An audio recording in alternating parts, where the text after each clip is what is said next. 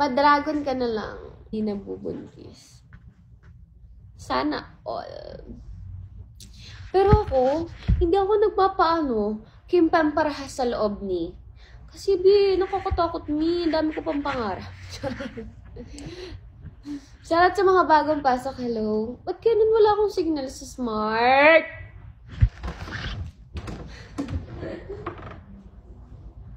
Shoota talaga mi. Wala man lang charge yung phone ko. Hindi ka pa-charge ako.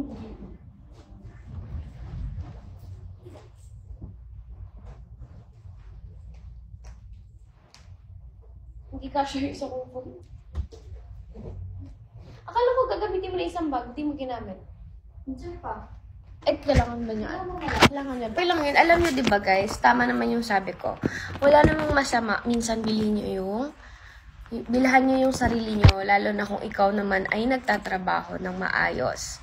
Like, minsan bilhan din natin yung sarili natin, i-treat din natin yung sarili natin. Diba?